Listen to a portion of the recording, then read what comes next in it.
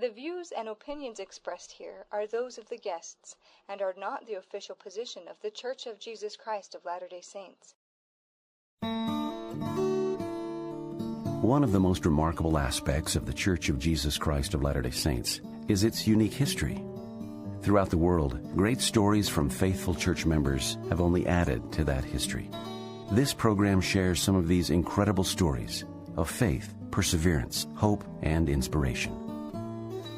You're listening to Legacy. I'm your host, Nathan Wright.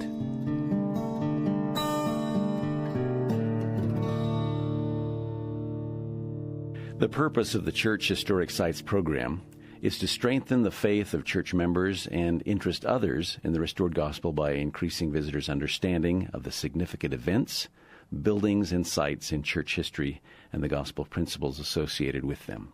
Joining me today are Emily Ett, Michael Landon, and Mel Bayshore, all of the Church History Department. Is that right? Yep. Very good. And most recently, you three have been working on what? Tell me what's going on. First, let's have you go around and introduce yourselves. You've all been here before, but for our listeners, let's find out again who you are and what you do. I'm Mel Bayshore. I've worked with the Historic Sites now for 2 years. Currently working on a research for the Martins Cove Mormon Trail Historic Site Guide. Very good. Emily? Emily Utt. I've been with the Church History Department for about 5 years now, and I'm currently working on a historic site guide for the Beehive House, new interpretive information for the missionaries serving there. Very good.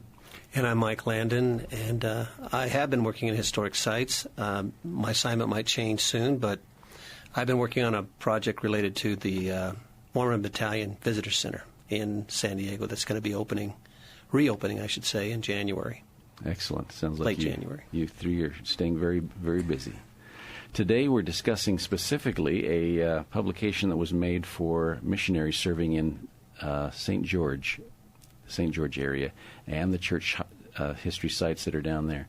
Tell me a little bit about this publication and what its purpose is. I'm taking that one, aren't I? Okay, go ahead.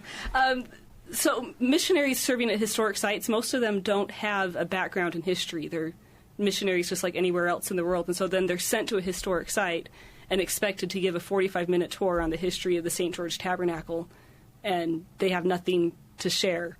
And so we write scripts, in a sense, for them. We write the information that they need. They can then take and turn into something that the visitors can understand. And so we've spent the last about 18 months working on a guide for the 4 sites that we interpret in St. George. That's the St. George Temple, the St. George Tabernacle, the Brigham Young Winter Home, and the Jacob Hamblin Home.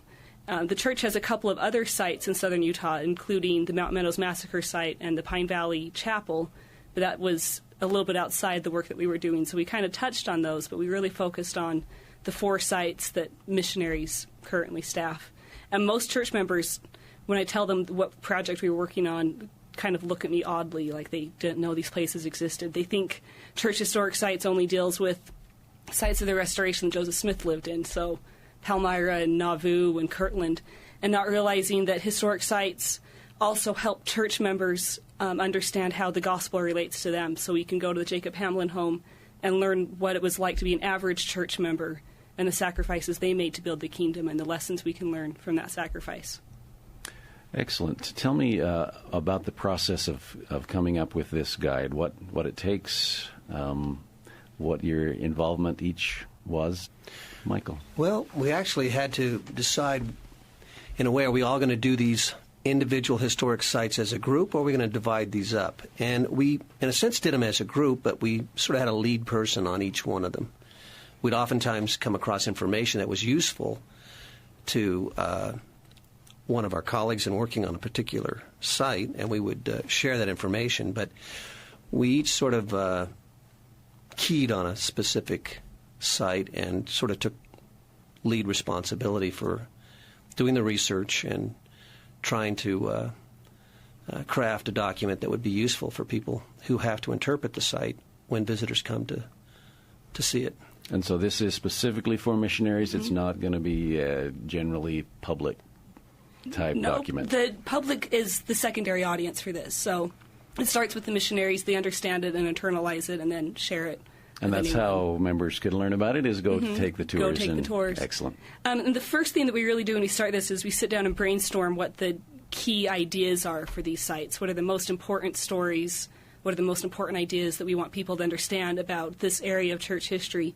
And then we just dive into the research. We spent probably almost a year just doing research, going through the St. George Stake manuscript histories, reading journals, looking at old photographs, just covering as wide of a base as we could, and not really looking at secondary sources, not really analyzing books written by people in the last 20 years. We wanted to get back to the original sources and really understand this story from the perspective of the people that were living it and going through those events. So let's... I think one thing, that was very important and very helpful to us was we spent several days down at the sites specifically asking the missionaries what their experiences were, what the general questions that they asked, what they needed help on in terms of answering questions. It was very useful to meet with the missionaries and to hear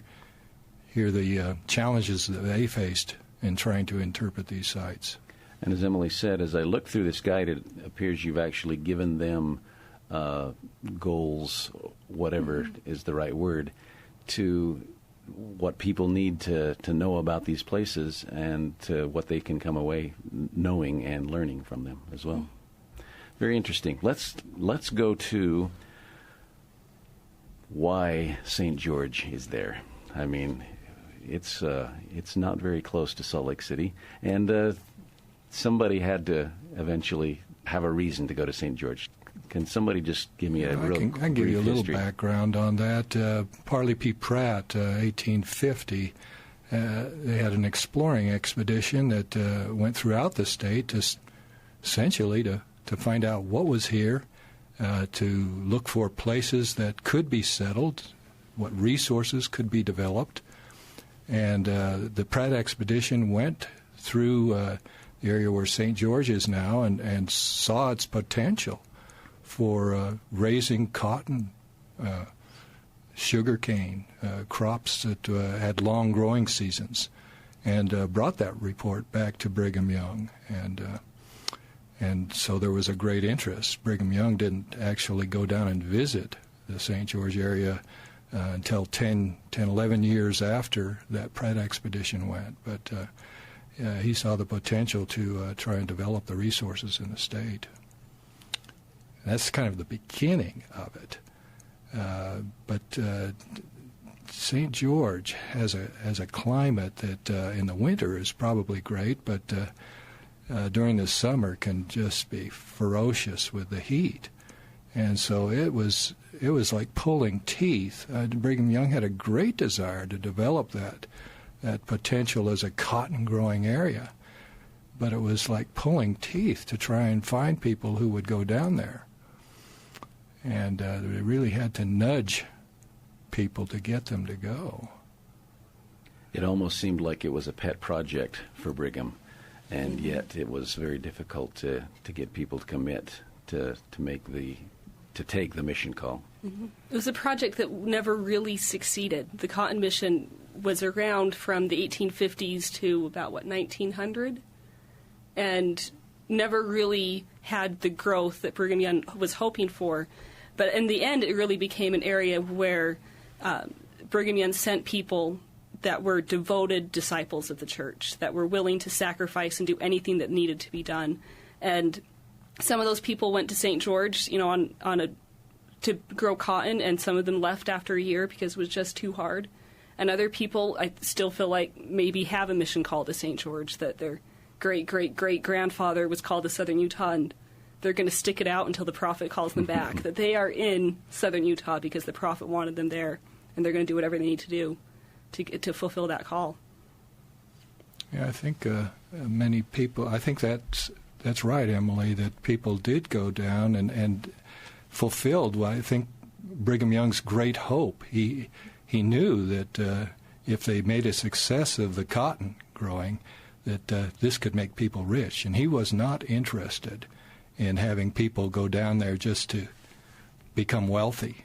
He wanted to grow saints, not just cotton. And southern Utah, Dixie, did that. It grew saints. And so he was very much interested, as much in developing the resources of southern Utah. He was very much interested in building the kingdom. And in fact, he also established the Southern Indian Mission at about the same time. In the April 1855 conference, he called a number of individuals to go down to labor among the Paiutes and the other Indians that were living in the southern part of the territory. So there was a missionary spiritual dimension in terms of a mission. At the same time, he was calling people to do these more secular or temporal kinds of activities like growing cotton. So I think in Brigham Young's mind, they were one and the same. And that was tough as well. Yeah, those Indian missionaries were the first ones to grow cotton down there in 1855. They grew a small crop and saw that could be viable. And so it was, 1857 that they established the town of Washington. And Brigham Young reached out to the people in the territory and asked them if they would notify him if they had experience in growing cotton, and then called those people who had that experience, mostly people who had joined the church in the southern states, to go down to start this cotton growing mission. And then October Conference of 1861, they opened the mission called to St. George for the town of St. George, and about 300 families were called. So most of them were called by name from General Conference. So they were sitting in the meeting. Brigham Young says their name. You are now going to St. George. Pack your bags. You have about a month to get ready. And then they also called a bunch of Swiss settlers who had just recently arrived from Switzerland, and they were sent down at the same time to build, again, the cotton mission, which was probably a bit of a shock to them, being from Switzerland and having no idea how to, first off, live in a dry climate, and then second, to grow cotton. Well, to come from Switzerland to the Salt Lake Valley, I mean, that in and of itself was a stark contrast. But then to go down to southern Utah, that must have been, they must have thought they were on the moon in terms of the environment that they were coming into, because it was so out of their frame of reference to what they knew during their previous lives. And so it appears that it was the faith and the conviction of the people actually called by the prophet that made them stay. It wasn't cotton, because the cotton didn't happen. Why was the cotton not a success? Was it just the heat, or was it? Do we know? I don't know if we really know. I don't know if we really know. I think probably part of it was the water problem in southern Utah. Anyone who's been to St. George or southern Utah in general knows how difficult it is to find water. The area is prone to, because it is so dry, when it rains, it floods. All or nothing. All or nothing. And that's not really a good environment to be growing to be growing crops like cotton and other things that have a long growing season but need kind of constant water. It was just a lot of work, really, and the climate is so harsh that it was difficult for people to just support themselves. They needed to first off to be growing crops that they could be using to feed their families and to feed their animals. And so cotton kind of became a secondary crop for them, because they were, in some cases, starving in some seasons. So they decided to build the St. George Temple. Do you think that was kind of a reward that the prophet wanted to give to the people for sticking it out in St. George? Well, actually, the temple was one of the later projects. There were a number of large capital projects that they had started down there. In many respects, you could say that St. George, its viability rested on a public works project. You had the courthouse, you had the tithing yard, you had the tabernacle, and you had the cotton factory, all having to be built. And the labor force that's required to sustain those kinds of projects, of course, creates service industries, and you have to have resources to support the families who are working on the projects. The husbands who are working there, they had their families, and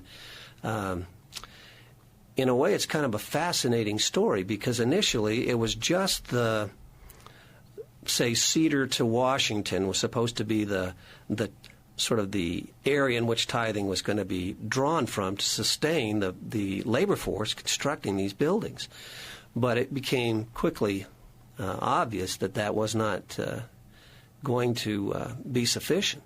And so they began drawing on tithing reserves as far north as Beaver, and even down to Pipe Springs. The church had a cattle ranch down in that area that provided beef. And so it's really fascinating in some respects because there were communities that were providing resources to sustain these building projects who weren't going to really benefit in a sense of actually having the use of the buildings. And you could even say it was a redistribution of wealth and resources that was taking place in some fashion to help these buildings reach their completion. And so not only were the saints sacrificing to build them as they constructed them, but you had the outlying communities also sacrificing because they were helping to sustain those who were working on the buildings. So didn't it go as far north as San Pete, too? That's correct. It was, yeah. So San Pete. Several 100-mile radius for Right. people not from southern Utah. Helping keep St. George alive. Yeah. And it was not lost, the sacrifices of these outlying communities was not lost on the locals. In fact, it was Walker. Charles Walker. Charles Lowell Walker, who penned a poem when they were finishing the St. George Tabernacle, in which he paid tribute to the fact that they had survived on San Pete flour. It's sort of a tribute to those who had, given of their substance to help him and his fellow workers continue to finish the building. Mike, tell them about the St. George Tabernacle. That's one of the first public works projects that became a great symbol of the Latter-day Saint community in that area. That's true. I mean, really, if you think about the church edifices in St. George that are so significant, you have the temple and you have the tabernacle. The tabernacle was started in 1862, but it wasn't dedicated until the mid-1870s. And people, the mission was established. St. George was established in 1861. Right. So only a year after they got there, they began this tremendous building. It is remarkable. In some ways, it's reminiscent of the saints building the Kirtland Temple, and then living in dugouts. That's while right. they're building Exactly. a tremendous building. Or the Nauvoo Temple, same kind of concept. And so it took quite a while to build the tabernacle. What was the reason? Well, for there that? were several. One, again, being able to bring in enough resources to sustain the labor force became a problem. Some people became discouraged, and there were periods when they just didn't have enough of a labor force to continue the work. In fact, there was a meeting in which Erastus Snow held in 1866. He called everyone together, sort of recommit them to finishing the building. To recommence the work on the St. George Tabernacle, and he sort of asked people to affirm that they were going to help those who were going to be building it, and B, those who were building it to work diligently to get it done. The other problem is the resources to actually construct the building. Lumber, for example, became a very precious commodity because there were large mining interests in the area that came in, and they drove the price of available timber way up. The mills were just working constantly.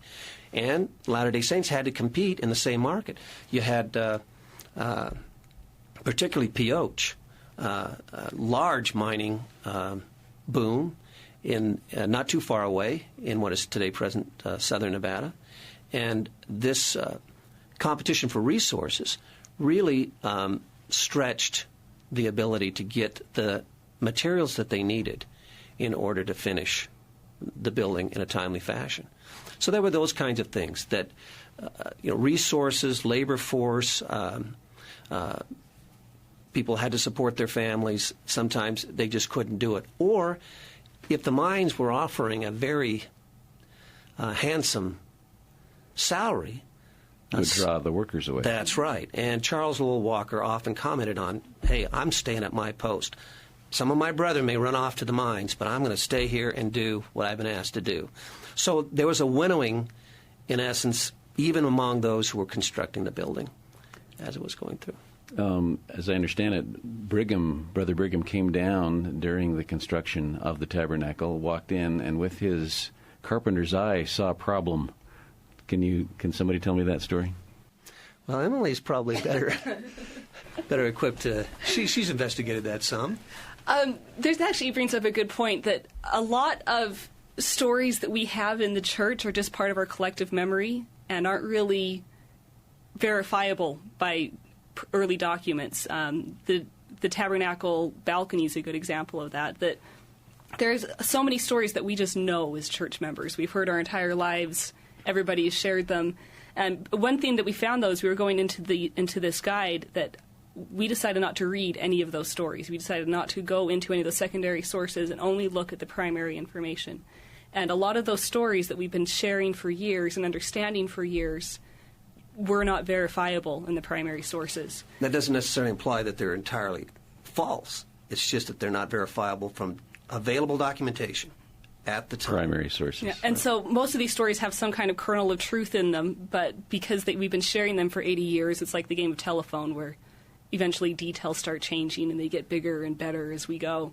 And so these stories that we think we know, there's something in them that's true, but we found in writing this guide that we chose not to share most of them because they can't be verified in the primary sources. And there's several, actually, about every single building in St. George. And we will find them at every church historic site that we have to deal with, that there's always something going on. One interesting thing about the tabernacle is really understanding the purpose of why it was built. For most people think of Latter-day Saint communities and they think of the temple as in the center. But very few Latter-day Saint communities have a temple in them. Most Latter-day Saint towns have tabernacles in the middle, and St. George is one of those. The temple is several blocks away from the geographic center of the city. Just like here in Salt Lake City, where the Temple Square is the kind of the starting point for laying out the streets, in St. George, the tabernacle was the starting point for laying out the streets. And you find that repeated over and over again in these early settlements that Brigham Young founded. To me, it says that the tabernacle was going to be the center of these people's lives. Every major community event that took place in southern Utah took place in that tabernacle. Every prophet from Brigham Young to David O. McKay, David O. McKay has spoken in the St. George Tabernacle. The people gathered to the tabernacle much as they gather to the temple in larger towns. And the tabernacle was built with the same level of craftsmanship as the temple was built. It's a huge sandstone building out in the middle of the desert. So they pulled sandstone from a local quarry, found timber in Pine Valley, and then they had craftsmen go to work. Mount Trumbull. I thought Temple was Mount Trumbull. And then they brought craftsmen in from all over. They had people who were very good at woodworking. Miles Romney built a gorgeous spiral staircase in the St. George Tabernacle to accommodate people going up to the second floor. There's all kinds of beautiful hand-grained pine, much like you have in the Salt Lake Tabernacle, all over that building, just to really reinforce that this was a building that was special to the Latter-day Saints and was the center of their community. And in fact, they loved the St. George Tabernacle so much, they almost loved it to death. They held constant meetings from the 1870s until the 1920s. Even before it was finished, they wanted to use it. When they only had a basement, they were holding meetings. They were holding meetings. Right. And then so up till the 1920s, they actually had to close the building for a little bit because it had been so long since they'd had repairs that plaster was falling off the walls and hitting people during meetings. They thought that was a bad idea. In the minutes, the clerk, it's kind of an understatement. He said that the plaster was falling off the ceiling, which onto the stake president's office was in the tabernacle, and it was falling off the ceiling in their office, which made it very inconvenient. I thought, here's the ceiling's falling on you, and It's a little bit of an inconvenience. So actually, this was right as the Depression was, the National Great Depression was beginning. The building was in this state of disrepair. And the church architect came down to tour this building and basically said it was a shrine to the whole church. It ought to be preserved. Well, at that time, maintenance, even construction of buildings, was a local affair in many respects. And so they had to come up with sizable amounts of money if they were going to repair that building at a time when the economy was in tailspin. And they raised, I think it was $10,000 during the Depression. That's how much the building meant to them. To restore that and make it, the meeting house that they'd always met in. It was loved by the local St. George citizens. And they weren't not going to, they loved it so much, as Emily mentioned, that they loved it to death because they overused it. But they were not going to let it languish. They actually made the sacrifice to have the building put back in shape. And it's had to be restored periodically because that use continues to the present time. It's used constantly. One of the more famous usages of that building, this St. George Tabernacle, was the scene in the church movie Windows of Heaven, where President Lorenzo Snow shows up and gives his famous talk. Mm-hmm. And it's a very beautiful structure, and I'm sure it's even more beautiful now. You know, as Emily described it, and the craftsmanship that took place in there, that was one thing that Brigham Young emphasized. Here we had a people who had been driven from place to place. They seemed to only stay in one place for a few years, and they'd be gone. And so you had people who were looking at their stay here in St. George to be possibly temporary. Maybe they'd be forced to, you had the Utah War coming, and so Brigham Young, here he's constructing a tremendously beautiful directing that it be built. And he was also telling the people at the same time, don't build these shoddy little log houses or these little shanties. Build as if we're going to stay here for the rest of our lives. Build buildings of substance and that you'll be proud of, with beautiful gardens, and enrich this area. And St. George has really taken that to heart. You can imagine, you go there, what it was like in 1861 when these people came and there was nothing. There's a couple of accounts of people that they drive their wagons into the valley and break into tears because it's so desolate and dry. That was Willard Snow, a little boy, and he described his mother. And they were on this rise overlooking St. George, and there was a little clump of green down where the river was, and she asked her husband, where are we going to live? And he pointed to that little clump of green and said, right there. And she broke into tears. And little 6-year-old Willard Snow wondered why his mother was crying, because that was the first sight of greenery that they'd seen on the whole trip down from Salt Lake. So, and they did really change it. One of my favorite places in the tabernacle is actually up in the tower. When you get to go up, very few people get to go up there. It's one of the perks of working in church historic sites. And you walk up these very tight stairs to get up there, and you can see the signatures of some of the people who built that tower. But then you get to go out and look and see what St. George is today, and you can imagine what St. George was in the 1860s and 70s. Compare what Brigham's vision for it was then compared to what it is now. And it really is a beautiful city. It's green. There are a lot of buildings, and some of them are very beautiful buildings. Yeah. And you can see that vision has come to pass. You remember, Mike, when we were down there, and we got outside on the little parapet around the catwalk, the catwalk, and Emily was inside when the bell went off. Yeah. Bad idea. I imagine her ears were ringing. In fact, the bell and clock were one of the last items that were acquired and installed in the building. In 1871, Brigham Young came down and said, you're really going to have to finish this tabernacle. And he really wanted to finish it that year. And then he told them the reason is because you're going to also have to build a temple.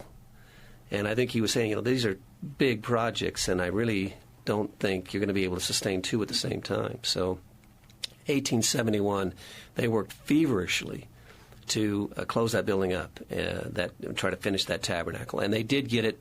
They did get the roof on and the walls up by the end of 71. But it took them a long time to do the finishing work. And I think in part because they were doing, as Mel pointed out, they were going to be as careful and do the best craftsmanship they could. So even the finishing work took a substantial amount of time before it was finally dedicated, which I believe was 1875 in May. Brigham Young Jr. came and dedicated That's right. the tabernacle in 1875. And all of that is going on, so that finishing work is happening at the same time as they're building the temple. Brigham Young first announced the temple construction in a meeting to the church leaders in St. George in January of 71, and one of them recorded that all shouted hallelujah that this building was coming. The temple in Salt Lake was taking a very long time to get built. It started in the 1850s, and it was still not anywhere close to being finished. And I think because of Brigham Young saw the saints' devotion in St. George and saw how willing they were to lay aside everything else to build buildings for the church, and decided this was a place to build a temple, that it could be done quickly because they had the resources they needed. They had the stone, they had the wood, and they had the people willing to do it. With expertise, because they had been spending a number of years constructing the tabernacle, learning the trades, and becoming adept at what they were doing. Everyone seemed to be in place to make a temple. So they announced the St. George Temple publicly in April of 1871, and then dedicated it in General Conference in April 1877. So this was a very short construction timeline, almost as fast as temples that are built today using modern technologies. And they're doing this all by hand in the 1870s. And the St. George Temple, for about 10 years, was the only temple that the church had in operation, which for Brigham Young and other people who'd been in Nauvoo and Kirtland and understood the importance of temple ordinances was probably a major source of sadness for them, to be living in a place where they didn't have full access to everything they wanted to be doing in the temple. And so when the St. George Temple was completed, the entire church showed up for the dedication. People came down from St. George, participated in the dedication ceremonies, and then stayed for a couple of weeks doing temple ordinances for their ancestors that they had never been able to do before. And this wasn't an easy journey. This would take you 2 or 3 weeks by wagon to get to St. George over, at times, very difficult roads or non-existent roads. And then you get to St. George, and there's not exactly a hotel chain set up for you. So you're camping out in a friend's front yard or sleeping in a tent or hoping that someone will take you in so you can participate in those ordinances. It was a very big deal to have that temple in St. George. When I look at the St. George Temple, I kind of have a vision of the Nauvoo Temple. What are the similarities? What is there something there that architecture, drawings, who may have been responsible for that similarity? There is a lot of similarities, and then there's also a lot of differences. The architect for the St. George Temple was Truman O. Angell, who had participated in the construction of the Nauvoo Temple, and some of the elements are the same. There's some, the number of stories in the structure, the symmetry of the facade, and all those kinds of things. But there are some differences. The tower, for example, is one noticeable difference between the Nauvoo Temple and the St. George Temple. And then some of the interior space is a little bit different because of how it was used. The Nauvoo Temple was mostly used for living ordinances, and the St. George Temple was the place really for the first time that we did ordinances for the dead in any kind of focused way. And so some of the interior spaces had to be a little bit different for that. But just like the Nauvoo Temple, it's a big white building that you can't help but see anywhere you are in that city. It's the St. George Temple was made of sandstone and then plastered to look white, and that actually sped up its construction a little bit. They didn't have to spend as much time finishing stone because they knew they'd just be covering it when they finished. Tell me the story of the foundation of the St. George Temple and what it took to have a firm foundation there. That's my... Who wants to take it? That's me. So the St. George Temple site, they were actually debating between a couple of different sites. There was one kind of north, in an area called the Black Hills that they were discussing for a while, and they finally settled on the site a little bit south of the center of the city. And when they started digging, they found that there were a lot of natural springs in that area, so the ground was very boggy. And then there were also some minerals in the soil that would eat away sandstone, both of which are problems when you're trying to build a foundation for a very large stone building. And so they built a pile driver. Pile drivers are usually used to make foundations for bridges and other things like that. And so they decided to make one for the St. George Temple. So they had a cannon that had been brought in for use by the militia, and so they decided to fill it with lead and then make a derrick and then just pound the volcanic rock, which St. George has in abundance, into the soil until it was stable and the water was gone and the minerals were gone. It took them several months to do this, just repetitive pounding. Every rock had to be pounded about 5 feet down before the foundation was stable enough. It was a lot of work, and Charles Walker even wrote a little song about it, which we're not going to sing. But it's a great little poem describing the construction of this pile driver and its use in building this foundation, and to create something stable so this temple could be built up on top of it. And then, you know, that cannon that was turned into a pile driver is now on exhibit in St. George. You can go down and see it in the Temple Visitor Center, which overlooks the temple, so you kind of can see the construction of this building from very initial idea all the way to its current state. It's a very interesting exhibit. So the other two buildings in this particular guide are the Brigham Young Winter Home and the Jacob Hamlin Home. Tell us about the Brigham Young Home and why it is what it is. Brigham Young, when he first came down in 1861, he was so impressed with that visit, and even mentioned to somebody that he had often, as a young boy, had wished he could live in a place where they could grow fruit year-round. And that fits St. George area to a T.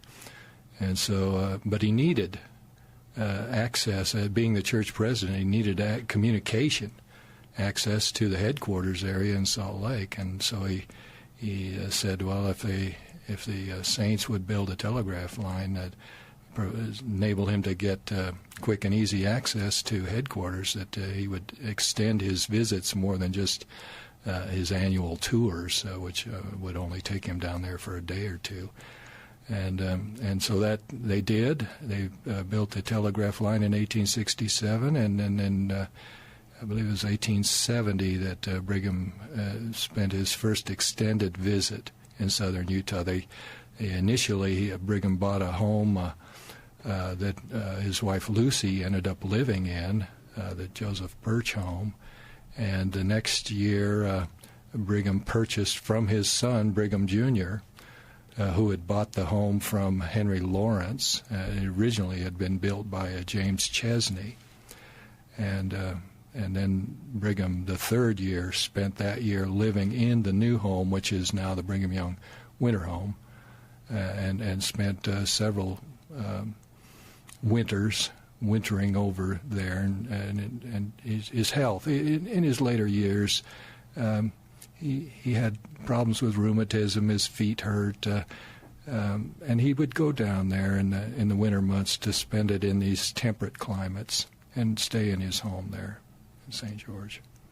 And he was friends with a lot of these residents of St. George. He had known them, many of them, since the Nauvoo years, and so it was a good chance not only for his health, but to go down and spend time with people that he knew and loved, and to interact with them in a way that he really couldn't if they were all living in Salt Lake together. So it was a more casual way to get together and to meet people. And the other primary reason Brigham Young was in St. George so much is because of the temple.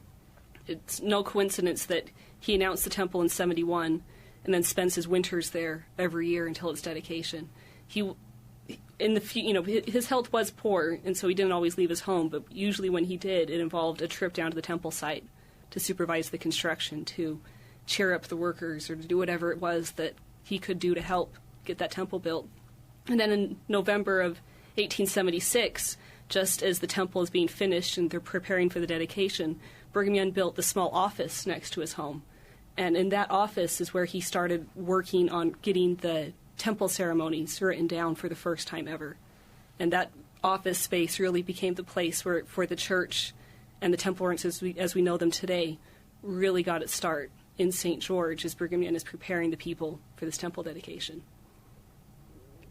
Did Brigham have a lot of family down there? I mean, do we know? He did. He had, with a man, had many children and big families, and many of them came down to share those moments down there with him. He had one wife who lived permanently in St. George, Lucy Bigelow Young, with her 3 daughters. And then on his trips to St. George, he would bring different family members. He would bring sometimes his wife, Amelia Folsom, or other wives, or his children would come with him. Usually, almost every trip that he came down to St. George, there was at least 3 or 4 of his family members with him, coming down to spend time with their father as he was taking a break from some of the more pressing matters of church leadership. Let's move on to Jacob Hamlin. I know that he was a faithful member of the church and dealt with the Indians, but there's got to be more. Yeah, he's really a remarkable individual, and in some ways, the Jacob Hamlin home is kind of it kind of sets apart a little bit from, say, the Brigham Young Winter Home and the Tabernacle and Temple. They're all directly in St. George, and Jacob Hamlin's home is actually in Santa Clara, a nearby community, so it's a little distance away. And in a way, it's a home that Jacob didn't live in very long, but it does, in a sense, memorialize the life of a very faithful Latter-day Saint who spent decades laboring among the Indians in both southern Utah Territory and northern Arizona. In the early years, in the late 1850s, it was the Paiutes primarily that he worked with. Then, beginning in 1859, and for many years after that, he would make annual trips down to the Hopi and became very, very familiar with the Arizona Strip, that whole section of northern Arizona. So much so that when John Wesley Powell was going to do his expeditions down the Colorado, Jacob was recommended as a guide, and in fact was a guide for John Wesley Powell. And Jacob did some remarkable things, not only in a sense of bringing the gospel to many of the tribes that lived down in that area, but also in arbitrating differences between encroaching settlement and Native American homelands. And it wasn't just among Mormons. All kinds of people recognized Jacob's capacity to, as a diplomat in a sense, to arbitrate difficulties. And it's hard to say, but he undoubtedly prevented a lot of bloodshed because of his efforts to arbitrate differences between new coming settlers and these Native Americans who had lived there, since time immemorial. So, did he have a grasp of any of the native languages? He was better with Paiute. I don't think he ever learned Navajo.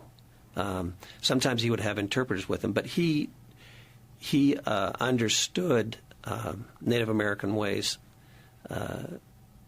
very well, felt very comfortable with them. And in some accounts, when he would go down to the Hopi, he would even, like when they would have a campsite at night, he would actually go off by himself, make his own campfire, and would sing and chant some of the Native American songs that he had learned through the years. He really was faithful in his assignment. He felt an obligation that ran deeper than what other missionaries would think. You think about a missionary, usually it's a defined set of time. You're called, you perform your labor the best you can, and you're released. Jacob never really saw it that way. For him, it was almost like a lifetime commitment that he felt compelled to pursue. And so in order to do that, he had to have some kind of a support system because he was away so much. He was the kind of man, it wasn't that he had a regular occupation. He did work when he was home. He had a peach orchard and they had cattle. But his frequent absences, oftentimes mandated absences, made it difficult for him to be around to provide. So he relied a great deal on his sons and on his wives to sort of take care of the home front. And the home itself was actually constructed in 1862-63, and Jacob's family lived there until he sold it in late 68 and moved to Kanab in 1869. So really it's the decade of the 1860s is really the time frame in which Jacob owned the home. And there's even good evidence, I think, that the home was constructed as a public works project because Jacob was gone so often he wasn't even able to construct it. And the reason it existed is because everybody in Santa Clara had to start over because in 1861 there was a terrible flood that wiped out the old fort and the entire community. In fact, Jacob himself almost drowned in this great flood. It was in January. And when the flood was over, everyone was reduced to poverty. I mean, everything was gone. They even had to replat the town at a site which was not as prone to floods as this one, although that was you could call it a once-in-a-century flood. But that's really the genesis for how the Hamlin home got built was after the old Santa Clara fort got washed away. We kind of joke that the Jacob Hamblin home should really be the Rachel and Priscilla Hamblin home because Jacob was never there. That's right. We doubt he was even there when the home was being constructed. His wives probably supervised the construction and had a big part of the floor plans and the general idea of the home because they were really the ones that were managing this place and keeping the family going, keeping interactions with the local settlers going so when Jacob came home, he had some place to stay. And he had a support system while he was out. Most people really aren't aware of Jacob Hamlin's background, so I didn't really know very much about him until we started this project. So just a little bit about Jacob Hamlin. He joined the church in the 1830s in Michigan and moved to Nauvoo with his family, came on the trek west, and originally settled in Tooele. And then in 1854, he, along with about 20 other people, were called as Indian missionaries to southern Utah, and they built a fort in the area now known as Santa Clara, and started working with the local tribes.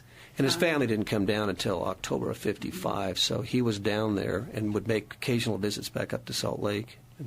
And when he was living in Tooele, that's when he really gained this passion that stayed with him for his life. So most of those Indian missionaries that went to Santa Clara with Jacob Hamblin stayed maybe 2 or 3 years, and then returned to Salt Lake or northern settlements. But Jacob Hamblin's mission assignment never ended. He died in 1883. No, it was, I think, 86. He died in the 1880s. And as an Indian missionary, even in his later years, he was still trying to find ways to bring peace between Mormon settlers and non-Mormon settlers in the area and Indian groups. And everyone trusted him. If Brigham Young had a question about how the Southern Indian Mission was going, he would ask Jacob because he knew Jacob would give him an honest answer. If local settlers wanted to trade goods with Indians, they would have Jacob involved because both sides knew that Jacob would give them a square deal on this. Everybody trusted him. And if you wanted something settled, if you wanted a conflict resolved, if you wanted a good price on something, you went to Jacob Hamlin because this was a man that could be trusted to treat the Indians well and to treat the locals well.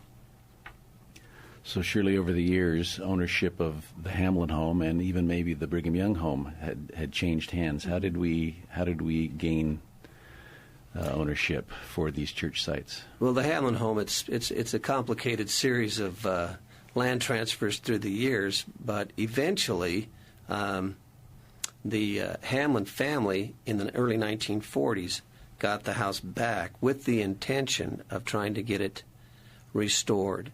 and they approached the church about it, and the church helped them in some respects. I know there was some funds appropriated to help stabilize the home, which had fallen into disrepair.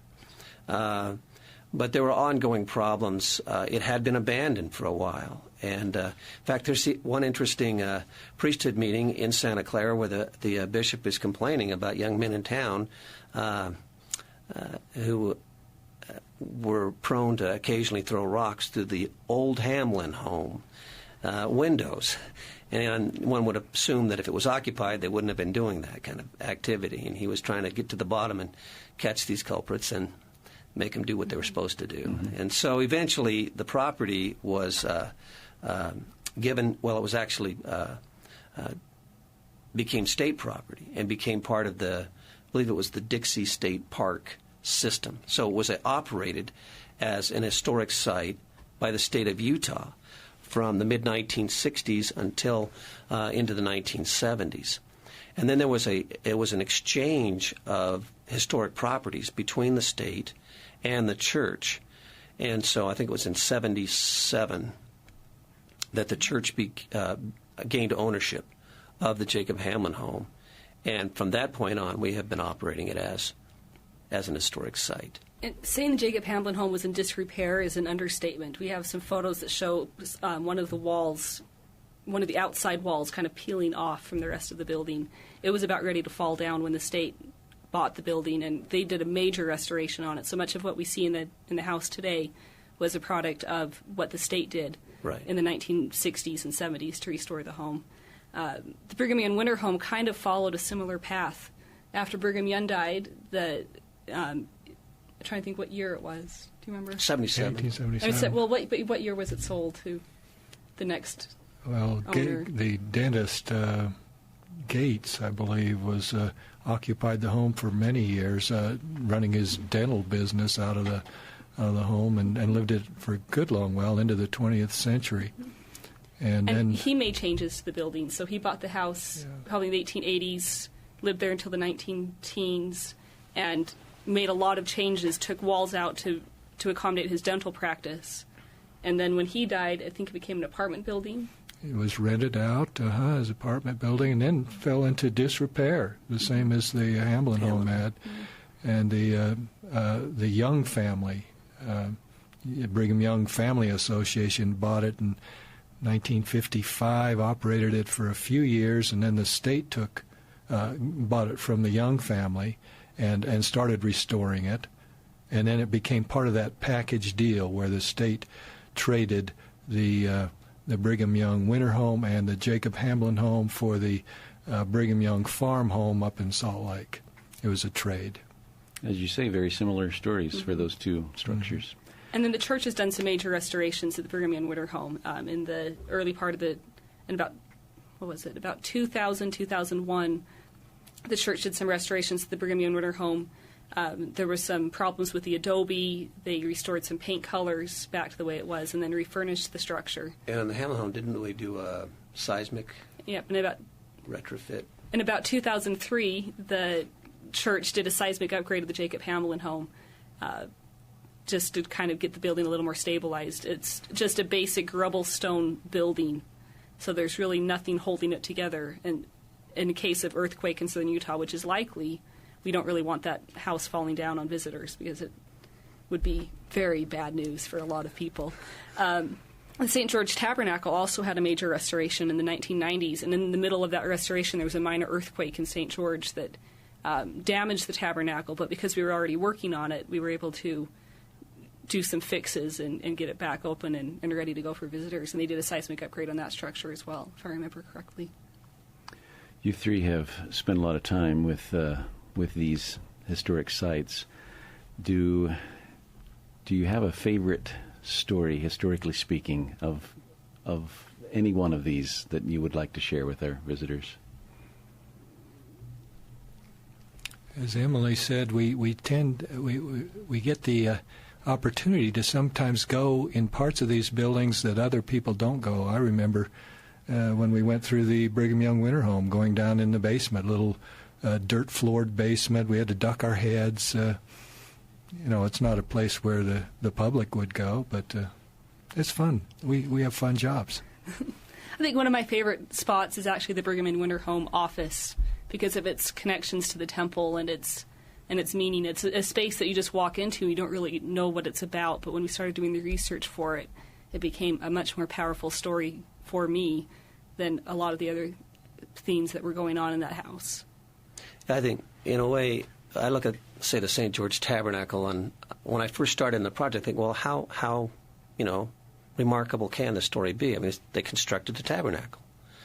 And then you get into the details, and you find out what a tremendous story there is behind the building, not only in its construction, but in its ongoing use, that it did become this sort of central social center for the community, and all that implies. And I know it helps me to have a perspective, I think, on the importance of church buildings, their purpose and their meaning. It's kind of nice to reflect when you see the totality of the work that goes into these things, these historic structures. It gives you a sense of perspective and appreciation for what people in the past have done under really difficult circumstances. And it's based on their devotion and their faith. And I think that's really the thing that I appreciate the most about the sites that we currently have in southern Utah.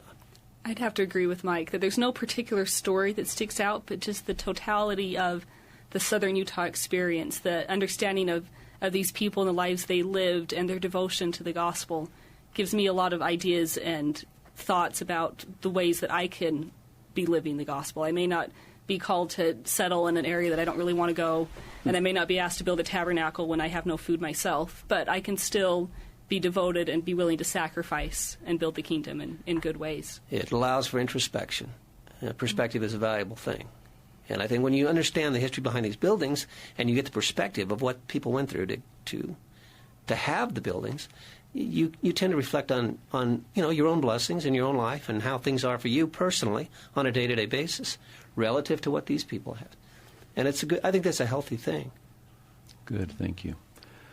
Are these sites open daily if our listeners want to go to St. George? The sites are open daily. The St. George Temple Visitor Center is open 9 to 9 every day of the year, I think.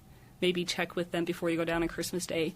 And the temple, there's a visitor center at the St. George Temple, much like some of the other visitor centers you find at temples. And then there's a small historical exhibit explaining the history of the temple. The other sites are open usually about 9 to 6 year-round, depending on when the sun goes down. And our historic buildings, we like to keep lighting that they may have used in the 19th century, which means that a tour is not really possible at 10 p.m. on a summer evening because there's just no sun. So sites are open year-round. They're free. Most tours take about 30 minutes, and the missionaries are able to answer almost any question that you come up with. If they don't know the answer, then they call us, and we get to spend a little more time trying to provide it, if we can. Thank you, one and all. We've been talking today with Emily Ett, Michael Landon, and Mel Bayshore. Thank you very much for being here.